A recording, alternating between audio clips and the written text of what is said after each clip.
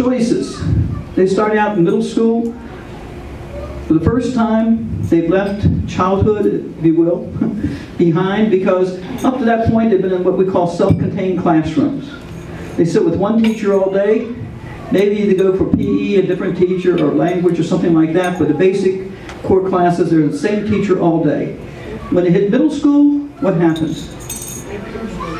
They have 7 different classes, 7 different teachers, and they have to remember what to take, when, where, and how. Right? And all of a sudden, you know, the teacher is not there to say, now take out your book or go get this or that. They're expected to get from room A to room B with their things on time. You know, with some cases, it's not an easy task for some of them. They have to go back to my locker and get something out or whatever. But it's that, you know, planning their time, that structure. You can help them with that. You know, they have 7 different personalities now to deal with. Up to this point, basically, there's been one main personality to deal with in the classroom, and that was that classroom teacher. Now they have 7 different people to deal with. This teacher likes it this way, that teacher wants it that way. This one gives you lots of homework, that one doesn't give too much. You have all those things that they have to handle. Right? Probably one of the biggest things is getting onto a schedule and getting into a routine. Right? But if they've gotten into a routine at home, you know, in the morning you have a routine for getting them up, getting they get into that. And so therefore they will carry that skill forward into middle school, where they then will, you know, go to a locker and get the books out they need, like say for 2 classes, versus coming all the way back to get books they forgot or something like that. So that pre-teen years, middle school, first time, we're in all the different. But now they also will be exposed to another realm of thinking, if you will. It's broader. They're doing more independently. You know, thinking through things, doing projects more on their own. You know, before in the 5th grade, up to 5th grade, probably the teacher's kind of guiding them in these projects. You know, they're working together as a group. They're doing pieces step by step. Now in the middle school, they're going to have to plan their time to do a project. Now, am I naive to think that every child who has a science fair project does it a month or 2 in advance? No, because I can tell you there are parents who are running out to the store, Walmart or something, or Walgreens, at 11 o'clock Monday night, and the project is due Tuesday morning. And I forgot to tell you I need this board to do this display on, and all of a sudden there's a, and at 2 o'clock in the morning or 3 o'clock in the morning you may be getting to bed because we put off things to the last minute, right? So teaching your child to plan and helping them with that. You know they have a, say, a science fair project, let's break it down into pieces. Let's accomplish so much and pace them. You're helping them with that planning. They go into high school. What are they going to do? What are they going to take? Now here in El Paso you have schools, charter schools that have a specialty. Some of them are language, some of them are science, some of them are the arts, and they can go to those. Some of the schools have what we call magnet schools. That's a school within a school. So like at Chapin, they have a magnet, and I believe Chapin is the health sciences. There's another school that caters to mathematics or something. So you have those schools, but how do you get them in to those schools? So you can't wait till 9th grade, first week of school, and say, oh, I want my child to go to this school. Again, it's at the middle school, start talking to them. Where are your interests? You know, do you want to go to a charter school that's specific to a certain content area? Do you want to go to a magnet school? You know, where do you want to go to school? What do you want to do? What do you want to pursue? You know, start talking with them. Then in 8th grade, probably the first part of that second semester, the public schools start their enrollment process. And if you want your child to have choices as far as what courses they're going to take, you need to what? Register them early to get into those courses. Because what happens to the parents who come late? Well, there's English 4 over here, whether you want it or not. There's something over here, there's something over there. And yes, the language you want to be in, that's filled up. So we'll put you in art. I don't like art, but you're going in art. You see what I'm saying? So you need to do that planning. Plan with your child. What do they want to take? What do they want to do to enrich who they are? The state also has what they call a 4x4.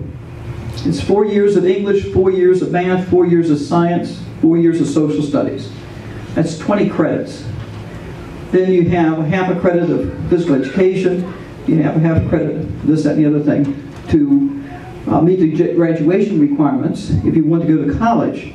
Some colleges, I don't know if you're aware, require 3 years of a single foreign language. Now, believe it or not, sign language is considered a foreign language. So if you want to take sign language for 3 years, you can do that. Take Spanish, Chinese, German, whatever the school offers. One of the public schools here, I think, offers Latin. It may be Montwood or Eastwood, one of those. So what language do you want? Now, if you were going into the areas of science, maybe you would like to go to that high school that offers Latin. Why would Latin help you? Because a lot of the words you're going to use in medical and in science have their roots in what? Latin. Okay? So it would be beneficial for you then to have your child, say, take Latin if it was offered in high school. Are they looking at business? You know, what type of business do they want to be in? They want to be a corporate lawyer. They want to be an international corporate lawyer. You know, what areas of the world do they want to do business in? You know, Turkey is an emerging economy, one of the strongest. Where Turkey before, Turkish was never mentioned before as a language, now all of a sudden, because Turkey's economy is growing, and if you want to do business, gone are the days when we say everybody's got to learn English in order to do business. We used to go to Japan, the Japanese had to learn English. Did we learn Japanese? No. Those days are gone. You want to, you know, work in a foreign country, doing commerce with them, you learn the language. China is another emerging economy, very strong.